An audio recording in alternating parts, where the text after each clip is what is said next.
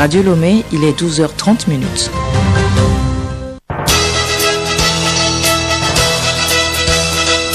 Le journal Henri Ochocho.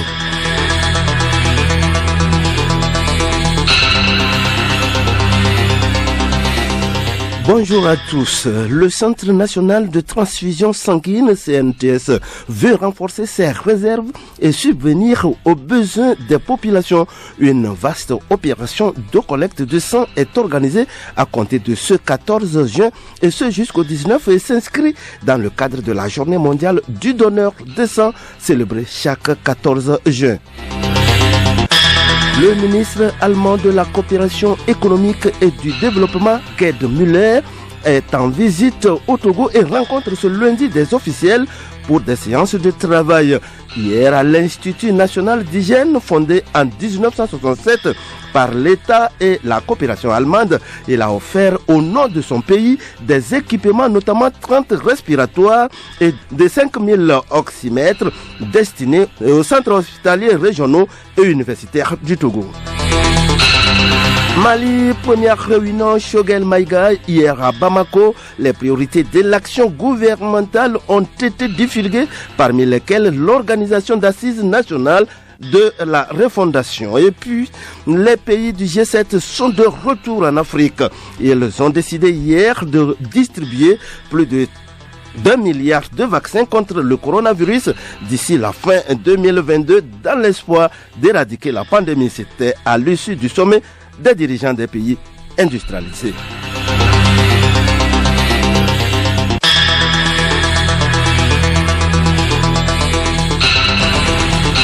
radiolomé.tg.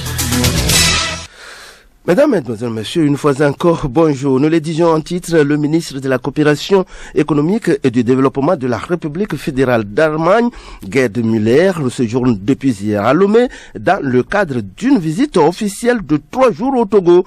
Un déplacement qui s'inscrit dans le cadre du renforcement des relations bilatérales entre les deux pays. Milek Agbokou. Au menu du séjour du ministre de la Coopération économique, des rencontres avec plusieurs autorités togolaises, à l'instar du ministre des Affaires étrangères, de l'intégration africaine et des Togolais de l'extérieur, professeur Robert Doucet, avec qui il a eu des entretiens hier, entretiens consacrés à la mise en œuvre de l'accord post-Cotonou. Dr Gerd Müller a également rencontré toujours hier le ministre en charge de la santé, de l'hygiène publique et de l'accès universel aux soins, professeur Moustapha Midjiyawa. Les échanges avec le ministre Midjiyawa ont porté sur les impacts de la pandémie de Covid-19 au Togo. Ce lundi, le ministre de la Coopération économique et du développement de la République fédérale d'Allemagne, Gerd Müller, sera reçu en audience par le chef de l'État Faure Nyanzingbe. Au menu des échanges, le début de partenariat pour les réformes avec le Togo et la situation dans la sous-région, notamment la CEDEAO, le Tchad et le Mali. Toujours à la présidence, il est prévu la signature de la déclaration d'intention conjointe du partenariat pour les réformes ainsi que le procès verbal des dernières négociations intergouvernementales avec le ministre Robert Doucet en présence de Faure Nyanzingbe. De la présidence, Müller mettra le cap sur la plateforme industrielle d'Adetikope Pia pour la pose de la première pierre avec Madame le Premier ministre Victoire Tomega Dogbe pour la construction d'une nouvelle école de formation professionnelle. Après la Pia, l'hôte togolais se rendra sur le site de la SNB à Adetikope et sur celui de Do Pharma dans la production pharmaceutique à Aveta pour échanger avec les responsables. Demain mardi, dernier jour de son séjour au Togo, Dr Gerd Müller sera dans la préfecture du Zior où il va échanger avec les responsables d'une coopérative agricole à Gbatope fournissant des produits de fabrication locale et pour l'exportation. Il va rencontrer également les responsables de l'entreprise de transformation locale, notamment Tropic Bio. Merci à toi. Milek Agbokou. Nous le disons également en titre, le Centre national de transfusion sanguine, CNTS, organise du 14 au 19 juin une vaste opération de collecte de sang. L'activité qui s'inscrit dans le cadre de l'édition 2021 de la Journée mondiale du donneur de sang, célébrée chaque 14 juin, doit permettre à l'organisme relevant du ministère de la Santé de renforcer ses réserves et subvenir aux besoins des populations. Les Les opérations se déroulent simultanément de 7h30 à 16h au CNTS à Lomé et dans les points de Palimé, Atapamé et Afanya. Face aux pénuries de plus en plus fréquentes, il est important pour les communautés de répondre à l'appel humanitaire du don de sang, mais dans un contexte particulier marqué par la pandémie du Covid-19. Quel est l'impact de cette pandémie sur le don volontaire du sang? Suivons plutôt ce magazine produit par Raoul Totignac, présenté par Grace Goto. L'apparition du coronavirus il y a plus d'un an au Togo a rendu encore plus difficile les opérations de collecte de sang pour sauver des vies. La peur de se faire contaminer par le coronavirus dans les centres de soins ou encore le souci de préserver son sang pour garder une immunité forte sont autant de raisons qu'évoquent les donneurs de sang. Ceci entraîne une baisse significative dans la collecte des poches de sang. Dr Loshina Feteke, médecin directeur du CNTS. Avec la survenue de la pandémie au Covid-19, au début, la population avait peur de se déplacer. Et donc, nous avons vu les dons de sang baisser de façon drastique durant le mois de mars 2020. La production a baissé de 10% au moins, puisque en 2019, nous avons collecté près de 40 000 poches et en 2020, 36 000 poches. Et donc, la disponibilité des produits sanguins est réduite par rapport à la période qui précédait la survenue de Covid. Et cependant, c'est l'utilisation à l'hôpital doit être rationnelle pour permettre que le peu de sang que nous avons actuellement puisse suffire pour les malades. Malgré les contraintes de la pandémie, certaines personnes courageuses bravent la peur et font don de leur sang. C'est le cas de Bachassi Kabissa Innocent. D'abord, c'est une œuvre humanitaire. J'ai besoin de mon prochain, car sans l'autre n'est rien. C'est pourquoi je continue par faire ce don. Aujourd'hui, je suis à 36 dons. Au fait, la peur crée beaucoup de choses. Je n'ai pas peur par rapport à la crise. On doit s'adapter. Moi, je n'ai pas peur de donner le sang jusqu'à présent. Nous devons respecter les mesures barrières pour pouvoir vivre ensemble. Comme tous les services, le CNTS respecte plusieurs mesures de prévention contre le virus corona au centre afin de protéger les quelques rares donneurs de sang pendant la collecte. Tété Sena Yao, chargé de promotion du don de sang au CNTS. Tout client qui arrive au Centre national de transfusion sanguine se lave obligatoirement les mains. On lui prend la température. Il y a la distanciation physique qui s'observe dans notre hall d'attente par l'écart d'une chaise entre deux donneurs. À la salle de consultation, il y a toujours de l'espace entre le consultant, le sélectionné de donneur et le donneur. Nous avons aussi des gels hydroalcooliques et le dispositif de lave-main dans la salle de consultation qui permet et le donneur et le sélectionneur de sang, ils lavent régulièrement les mains. Maintenant, à la salle de prélèvement, le préleveur installe le donneur dans son lit. Donc tout client qui arrive ici sans les masques, le CNTS a pris sur lui de remettre un masque à ce donneur avant de faire le circuit. Donner son sang, c'est sauver une vie quelque part. Nombre de patients qui en ont besoin n'ont pas accès en temps voulu, ce qui provoque des décès. Alors, il s'avère utile à tout un chacun de faire le geste humanitaire. Soyez là pour les autres en donnant de votre sang. Grace Goto, merci. En rappel, le don de sang est autorisé à partir de 18 ans et se limite à 60 ans. Le journal Henri Ochocho.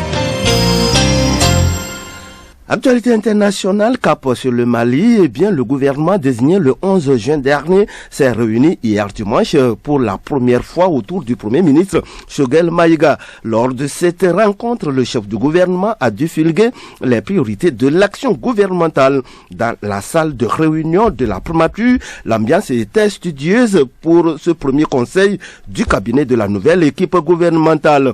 Autour de la table, des membres de la coalition du M5 RFP, des militaires, quelques politiques et des profils plus technocrates. Clarisse Tombide. Je vous félicite pour le choix porté sur vous dans cette période la plus critique de notre histoire contemporaine, a dit le Premier ministre.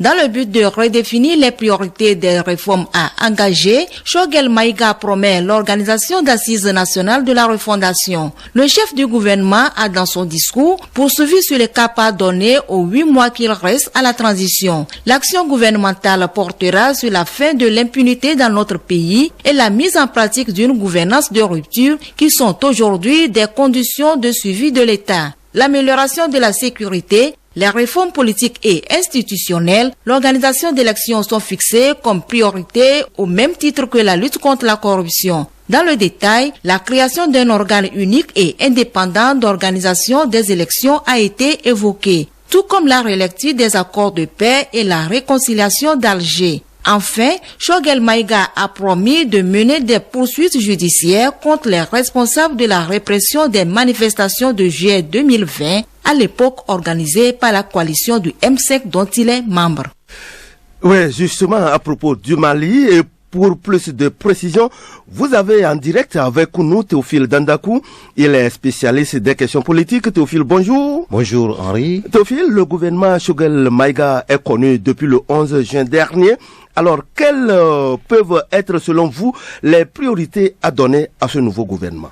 Alors, ils sont 28 ministres à composer ce gouvernement. Il a pour priorité la redéfinition des réformes à engager, une nouvelle feuille de route dont on parle. Pour cela, le Premier ministre Choguel Maïga promet l'organisation d'assises nationales de la refondation. C'est en quelque sorte ce qu'on connaît au Togo comme conférence nationale. Et donc, cela ne dit pas son nom. La fin de l'impunité et une gouvernance de rupture sont aussi des axes de ce cabinet. Bref, il revient au nouveau gouvernement d'améliorer la sécurité, les réformes politiques institutionnelles, Tombitel a dit, et surtout l'organisation des élections dans les 8 mois restants de la transition. Alors, Théophile Dandakou, une question très importante. Quelle sera la collaboration de ce nouveau gouvernement avec la France? Tout semble fini désormais avec la France. Les autorités maliennes ont entrepris une nouvelle gouvernance dite de rupture. Rupture avec les vieilles habitudes, notamment l'impunité, la corruption, les pratiques d'insécurité qui avaient cours dans le pays sous la collaboration française. La prise en charge en solo de la lutte anti-djihadiste est un acte et un signal fort que les Maliens envoient. La réduction du train de vie de l'État, la révision de la Constitution, la relecture de l'accord d'Alger négocié par la France, on se rappelle, constitue également d'autres volets de cette rupture.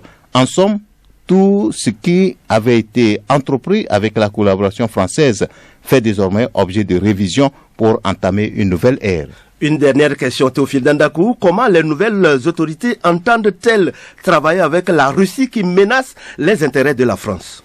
La forte présence militaire dans le nouveau gouvernement est un symbole d'une page nouvelle qui s'écrit avec la Russie. Si des ministres comme Sadio Kamara sont de retour dans le gouvernement, entre-temps limogés par l'ex-gouvernement parce que ce colonel traitait avec la Russie, on comprend mieux la situation puisque Sadio prend désormais les responsabilités du ministère de la Défense, un poste clé dans la lutte anti-djihadiste pour laquelle la force Barkhane a donc plié bagage. Sadio a été formé en Russie, tout comme le président de la République, Assimi Goïta. Ces cadres formés donc dans l'ex-URSS sont désormais déterminés à tourner la page française. Leur slogan est d'ailleurs « Le Mali d'abord ». C'est une preuve à suffisance que la détermination à reconquérir la souveraineté de l'ensemble du pays est donc de mise. Ceci passera par l'accord de coopération militaire signé avec la Russie et d'ailleurs, le nouveau président Assimi Goïta a reçu comme première audience l'ambassadeur de la Russie à Bamako. Merci à toi, Théophile Dandakou. Aider les pays les plus pauvres pour une sortie définitive de la pandémie, le G7 a décidé de distribuer plus d'1 milliard de vaccins contre le coronavirus d'ici la fin 2022 dans l'espoir d'éradiquer la pandémie, a annoncé hier dimanche le Premier ministre britannique Boris Johnson à l'issue du sommet des dirigeants des pays industrialisés. J'ai demandé à mes homologues d'aider à préparer et à fournir des doses nécessaires pour vacciner le monde d'ici la fin 2022, a déclaré M. Johnson. Les dirigeants du G7 ont également annoncé un plan d'infrastructure pour les pays les plus pauvres pour rivaliser avec la Chine. Grâce Goto. Les chemins de fer en Afrique et les parcs éoliens en Asie font partie des projets qui devraient recevoir un financement dans le cadre du programme Build Back Better World, un contre-pied à l'initiative Belt and Road de Xi Jinping. Il est conçu pour mobiliser des capitaux du secteur privé dans des domaines tels que le climat, la santé et la technologie numérique afin d'aider à atteindre les 40 000 milliards de dollars estimés nécessaires aux pays en développement d'ici 2035. La Chine a volé une marche avec son initiative Belt and Road de 2013 qui a vu plus de 100 pays signer des accords de coopération dans les chemins de fer, les ports, les autoroutes et d'autres projets d'infrastructure. Il est considéré comme un véhicule permettant à la Chine d'étendre son influence, une accusation que Pékin rejette comme une gueule de bois impériale de l'époque de l'humiliation occidentale de son pays. Écoutez Radio Lomé sur le web sur le www.radiolomé.tg. Dernier virage de ce journal, chronique juridique. Dans le cadre de la lutte contre les problèmes fonciers au Togo, un nouveau code foncier a été élaboré depuis quelques années. Découvrons les innovations apportées dans l'élaboration du titre foncier. Hélène Assabi. Le titre foncier est le point de départ de tout droit de propriété et donc tous les citoyens sont encouragés à le posséder. Mais au Togo, l'on a constaté que la procédure pour l'établissement de ce document est longue. Selon l'ancien code foncier, les citoyens sont obligés de faire des démarches d'abord auprès du propriétaire terrien, ensuite auprès des géomètres et enfin auprès de l'État. Mais avec le nouveau code foncier, c'est l'État lui-même qui prend les initiatives. Dake Kofi, directeur général de la cartographie. Ce nouveau code demande à l'État plutôt de prendre les initiatives et de présenter ça aux propriétaires. Et donc c'est un partenariat public-privé que l'État est en train d'initier pour accélérer les choses. Le nouveau code foncier fixe aussi les consistances du domaine foncier. L'ancien décret qui sert de code foncier ne donne pas la consistance du domaine foncier national. Le nouveau code foncier définit maintenant ces contours-là. Si bien qu'aujourd'hui, là, si vous dites que vous avez vos parents qui ont des terrains ruraux et qu'ils mettent en valeur, l'État ira constater depuis combien de temps vous avez été là-bas. Peut-être vous avez abandonné ça 50 ans. Et c'est quand il arrive le moment de vendre, de se faire de l'argent que vous allez dire. L'État constatera ça. Et ce domaine-là servira à tout le monde maintenant. Le nouveau code foncier crée également des fonds de dédommagement en cas d'expropriation des terres. Nous retrouvons Dake Kofi, directeur général de la cartographie. Ce nouveau code crée aussi des fonds de dédommagement. Lorsqu'on veut par exemple exproprier des gens rapidement, ce fonds étant là, on règle ce problème. Il y a aussi des fonds d'assurance.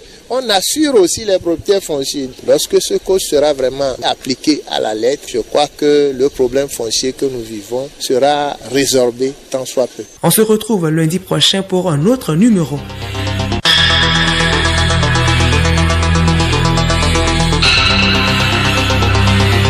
Merci à toi, Hélène Assabi, pour cette chronique juridique qui met fin à ce journal. Merci à vous, fidèles auditeurs. Le rappel des titres avant de nous quitter. Le Centre national de transfusion sanguine, CNTS, veut renforcer ses réserves et subvenir aux besoins des populations. Une vaste opération de collecte de sang est organisée à compter de ce 14 juin et ce jusqu'au 19 et s'inscrit dans le cadre de la journée mondiale du donneur de sang célébrée chaque 14 juin. Le ministre allemand de la coopération économique et du développement, Gerd Müller, en visite au Togo, rencontre ce lundi des officiels pour des séances de travail. Hier, à l'Institut national d'hygiène fondé en 1967 par l'État et la collaboration allemande, il a offert au nom de son pays des équipements, notamment 30 respiratoires et 5000 oxymètres destinés aux centres hospitaliers régionaux et universitaires du Togo. Mali, première réunion Choguel Maïga hier à Bamako. Les priorités de l'action gouvernementale ont été divulguées, parmi lesquelles l'organisation d'assises nationales de la refondation. Et puis les pays des G7 sont de retour en Afrique. Ils ont décidé hier de distribuer plus d'1 milliard de vaccins contre le coronavirus d'ici la fin 2022 dans l'espoir d'éradiquer la pandémie. C'était à l'issue du sommet des dirigeants des pays industrialisés. Bon après-midi à tous et à toutes.